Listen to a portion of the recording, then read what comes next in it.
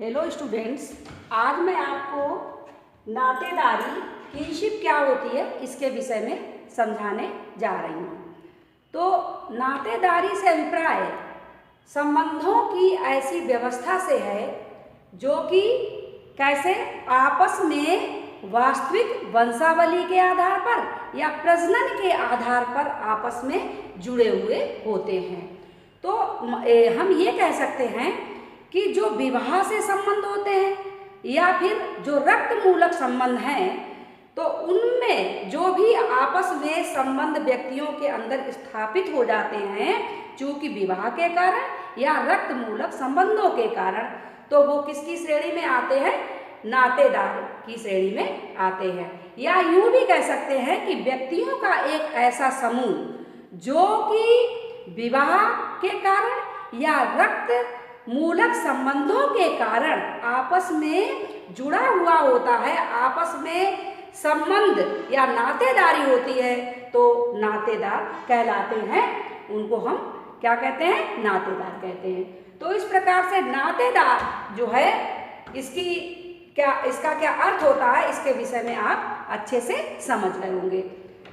इसके बाद नातेदारी की परिभाषा क्या होती है, जो हमारे जो समाजशास्त्र के कुछ विद्वान लोग हैं उन्होंने इसके विषय में परिभाषा भी दी है। तो सबसे पहले हम बात करते हैं मजूमदार एवं मदान के द्वारा सभी समाजों के सदस्य विभिन्न प्रकार के संबंधों के आधार पर कई समूहों के रूप में एक दूसरे के साथ बंधे रहते हैं। इन संबंधों में से अत्यंत सार्वभौमिक एवं अत्यधिक आधारभूत संबंध वे हैं जो प्रजनन पर आधारित होते हैं। प्रजनन सहज मानवीय अंतर्नोद या ड्राइव पर आधारित इन संबंधों को नातेदारी कहा जाता है। तो इसमें इन्होंने कहा या रक्त मूलक संबंध या फिर प्रजनन, जो मुख्य जो भूमिका निभाते हैं वो प्रजनन है। तो प्रजनन के आधार पर जब लोग या विवाह या रक्त मूलक संबंधों के आधार पर जब लोग एक दूसरे से जुड़ जाते हैं, तो उन्होंने कहा है कि ये जो है, ये जो समूह हो जाता है, ये जो संगठन हो जाता है, वो क्या कहलाता है? नातेदारी की श्रेणी में आ जाता है, या इसको हम नातेदार कहते हैं।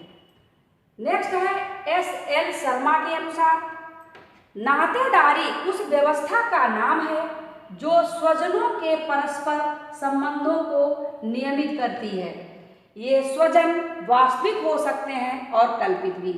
स्वजन, स्व माने अपने और जन माने लोग। तो क्या है, नातेदारों को क्या माना जाता है? स्वजन, अपने लोग। तो परस्पर संबंध जब आपस में विवाह के कारण स्थापित हुए हों, या हम कह सकते हैं प्रजनन के कारण स्थापित हुए हों, या रक्त मूलक संबंधों के कारण जो संबंध आपस में स्थापित हो जाते हैं, जो संबंधों की एक व्यवस्था बन जाती है, वो नातेदारी की श्रेणी में आ जाती है। तो ये जो है टॉपिक बहुत कठिन नहीं है, इसको आप अच्छे से समझ गए होंगे इसकी परिभाषा क्या होती है। तो अब इसके बाद मैं नातेदारी की विशेषताओं के विषय में बताने जा रही हूँ। सबसे पहला जो विशेषता होती है नातेदारी की, सार्वभौमिक व्यवस्था। तो नातेदारी की जो व्यवस्था है, ऐसा कोई भी समाज नहीं है जहाँ पर रक्त मूलक संबंध ना हो या जहाँ पर विवाह संबंध ना होते हों। तो जहाँ पर भी विवाह संबंध होंगे, रक्त मूलक संबंध होंगे, वहाँ पर नातेदारी निश्चित रूप से जो है, एक नातेदारी की व्यवस्था जो है निश्चित रूप से होगी और नातेदारी का जो संगठन है वो निश्चित रूप से होगा। तो ये क्या होता है, ये व्यवस्था जो है सार्वभौमिक व्यवस्था है, अर्थात ऐसा कोई भी समाज नहीं है जहाँ पर ये व्यवस्था ना पाई जाती हो। प्रत्येक जगह और प्रत्येक समाज में नातेदारी की व्यवस्था पाई जाती है।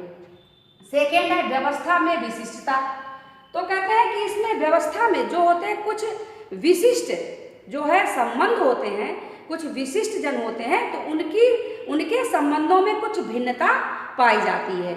उनमें जरूरी नहीं कि सारे जो रक्त मूलक संबंध है, विवाह मूलक संबंध है, प्रजनन संबंध है, उनमें समानता ही हो, उनमें विशिष्टता भी पाई जाती है, कुछ भिन्नता भी पाई जाती है। थर्ड है सामाजिक संगठन का आधार। तो नातेदारी क्या है, ये जो है एक संगठन बन जाता है। जो भी कार्य होते हैं तो समाज में जिसका जो संबंधी है तो वो जो है संगठित होकर चलते हैं, चाहे वो विवाह संबंधी कार्य हो या अदर कार्य हो, है ना। सभी में उनका एक संगठन बन जाता है नातेदारी का और सभी में वो सम्मिलित होते हैं। तो ये संगठन का मुख्य आधार माना गया है नातेदारी। सरलतम व्यवस्था। अब नातेदारी की व्यवस्था बहुत टिपिकल नहीं है, कठिन नहीं है, बहुत ही सरल व्यवस्था है और बहुत ही इजी तरीके से जो संबंध है स्थापित होते हैं और संबंधों को एक दूसरे से सब निभाते हुए चलते हैं। इसके बाद जटिल समाजों में भिन्नता। आपको मैंने बताया है कि कुछ जटिल समाज होते हैं, जो कुछ ऐसे समाज होते हैं जो हटकर होते हैं सभी समाजों से, तो उनमें जो संबंधों में कुछ भिन्नता पाई जाती है, एक रूपता नहीं होती है, तो उसमें भिन्नता पाई जाती है। ये भी जो है इसकी नातेदारी की एक विशेषता होती है। इसके बाद नातेदारी के भेद। नातेदारी के दो ही भेद होते हैं, आपको मैं बता चुकी हूँ, रक्त मूलक या समरक्ती नातेदार। तो रक्त मूलक संबंध क्या है? जिसमें रक्त के संबंध हों, जैसे भाई बहन, है ना, तो ये क्या है, इसमें रक्त के संबंध होते हैं, तो ये रक्त मूलक या समरक्ती नातेदार की श्रेणी में आते हैं।